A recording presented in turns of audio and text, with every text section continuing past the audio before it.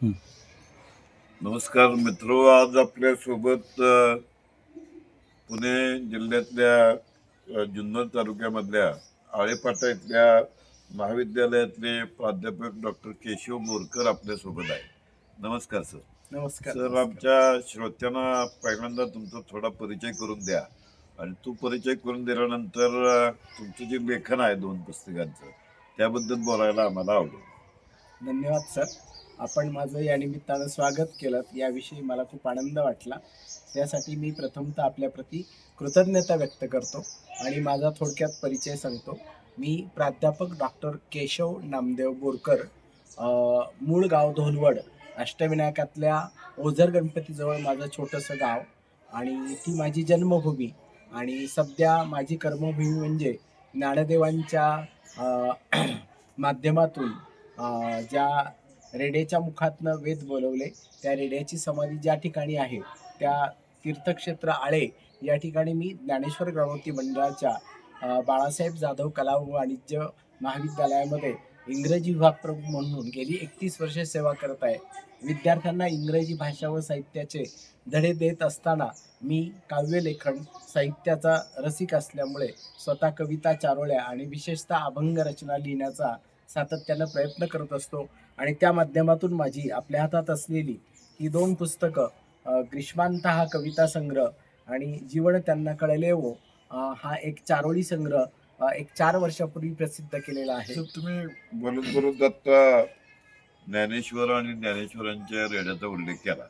त्याच्याबद्दल माझी एक आठवण अशी आहे की क्रांतिसिंह नाना पाटील हे मुंबईला सखा पाटलांच्या सभेत गेले होते. तिथं त्यांना कशी बशी बोलायला परवानगी मिळाली आणि त्या सभेत त्यांनी हे वाक्य वापरलं होतं की जसा ज्ञानेश्वरांनी रेड्याच्या तोंडनं वेद वदवला तसं महात्मा गांधींनी माझ्या तोंडातनं स्वातंत्र्याचा वेद वदवला. आणि त्यावेळेचं हे भाषण सगळ्या वर्तमानपत्रात छापून आल्यानंतर क्रांतिसिंह नाना पाटलांना वक्ता म्हणून महाराष्ट्रामध्ये ओळख करून देणारं ते भाषण होतं. अच्छा. त्या अर्थानं पण ज्ञानेश्वर आणि त्याचा रेडा ही उक्ती महत्वाची आहे. पण आता आपल्याकडे उपलब्ध असलेला वेळ लक्षात घेता अन्य गोष्टीविषयी बोलण्याऐवजी तुमचं जे ग्रीष्मांत हे जे पुस्तक आहे या पुस्तकाचा थोडक्यात परिचय सांगा तुम्ही श्रोत्यांना. तर ग्रीष्मांत हा माझा स्वलिखित कवितांचा काव्यसंग्रह आहे.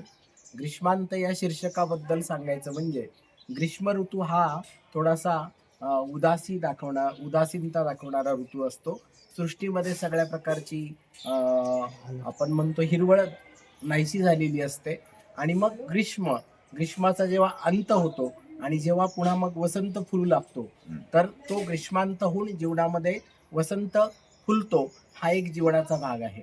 माझ्या व्यक्तिगत जीवनाबद्दल सांगायचं म्हणजे मी सुरुवातीला औंध ITI येथे इलेक्ट्रिशियनचं शिक्षण घेतलेला एक साधा विद्यार्थी होतो. तांत्रिक क्षेत्रामध्ये मी प्रवेश केला आणि त्या माध्यमातून मला एक चतुर्थ श्रेणीची नगरपालिकेमध्ये नोकरी मिळाली आणि मी तंत्रज्ञ म्हणून कामाला लागलो. पण नंतर काही दिवसात माझ्या लक्षात आलं की आपण कष्टजीवी माणूस नाही, आपण बुद्धिजीवी व्यक्ती आहोत आणि म्हणून आपण क्षेत्र बदललं पाहिजे. आणि म्हणून मग मी 12वी BA MA हे सगळं शिक्षण नोकरी करत करत 6 वर्ष शिकलो आणि त्या काळात माझा शब्दांशी भाषेशी जास्त जास्त संपर्क आला आणि मग शब्दांच्या भाषेच्या माध्यमातून माझं जीवन बदललं. म्हणजे माझ्या जीवनात जो ग्रीष्म निर्माण झाला होता तो या शब्दांच्या भाषेच्या माध्यमातून दूर झाला आणि मी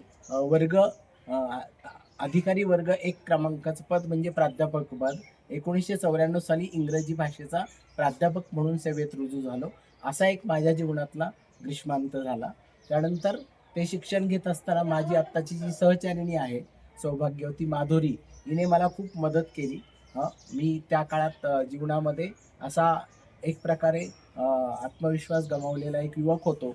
पण तिची साथ मिळाली. आम्ही दोघांनी एकत्रित अभ्यास केला आणि नंतर त्याचं रूपांतर आमचं मैत्रीत आणि मैत्रीचं रूपांतर भावनिकतेत झालं आणि आम्ही 31 वर्षापूर्वी जेव्हा समाज मान्यता नसायची त्यावेळेला प्रेमविवाह केला आणि त्याही अर्थाने हा एक माझ्या जीवनातला ग्रीष्म संपून माझ्या जीवनात एक यशस्वीतेचा मार्ग सुरू झाला. हा या ग्रीष्मांताचा दुसरा अर्थ आहे. आपण दोघे इंग्रजीचे प्राध्यापक असल्यामुळे तुम्ही आता सांगितलं की तुम्ही लव्ह मॅरेज केलं. मी गमतीनं असं म्हणतो की what is the difference between love marriage and arrange marriage. तर love marriage is like committing suicide आणि arrange marriage is organised murder by all the relative. का असे ना, पण त्या निमित्तानं एक इलेक्ट्रिशियन तंत्रज्ञ ते इंग्रजीचे उत्तम अभ्यासक, म्हणजे आता अश्विनीने सांगितलं की तुम्ही इंग्रजीचे उत्तम हो. प्राध्यापक आहात आणि मराठीत लेखन करणारे लेखक म्हणून तुम्ही हे जे ग्रीष्मांत पुस्तकाच्या शीर्षकाचं वर्णन केलं, तसं साधारणपणे थोडक्यात या कविता काय आहे, म्हणजे सर आशय मला काय? सांगायला आवडेल की मी मुळातच साहित्याचा अभ्यासक असल्यामुळे साहित्य हा जीवनाचा आणि समाजाचा आरसा असतो. त्यामुळे बऱ्याचदा असं म्हटलं जातं की कवी म्हटलं की त्याची कविता समुद्र, नारळाची झाडी, प्रेम, मैत्री याच्या पलीकडे जातच नाही. पण माझ्या या काव्यसंग्रहाचं वैशिष्ट्य म्हणजे जीवनाच्या विविध अंगांचा वेध घेणाऱ्या कविता यात आहेत. मग त्यामध्ये प्रेम आणि मैत्री तर आहेच आहे, पण त्याच्या पलीकडे जाऊन आपली महाराष्ट्रीयन संस्कृती, त्यामध्ये साजरे होणारे सण उत्सव यांच्यावर सुद्धा मी कविता लिहिलेल्या आहेत.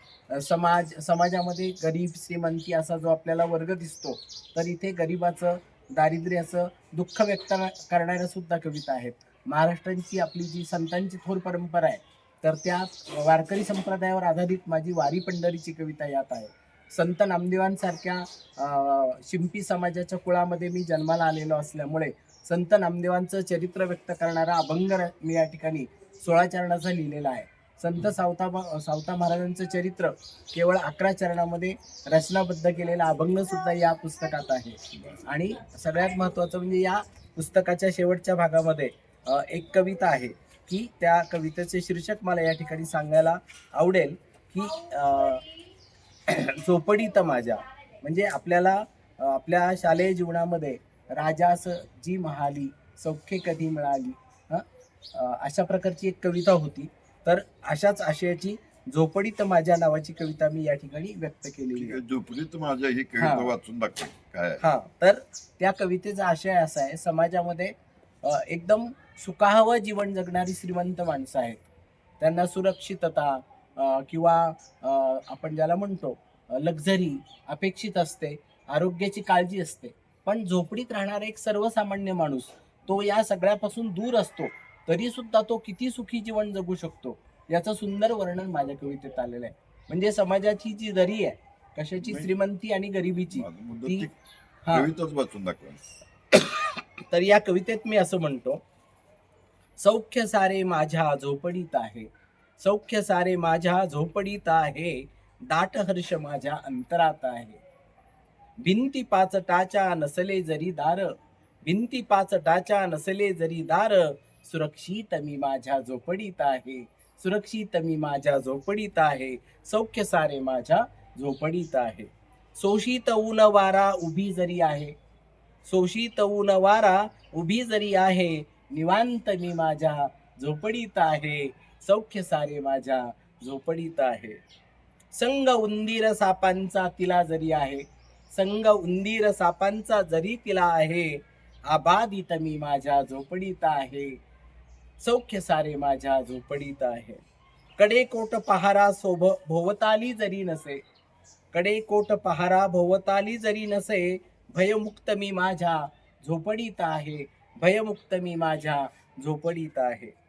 भात करपलेला चुलीवर जरी असे, भात करपलेला चुलीवर जरी असे, क्षुधाही तृप्त माझ्या झोपडीत आहे, क्षुधाही तृप्त माझ्या झोपडीत आहे, सौख्य सारे माझ्या झोपडीत आहे.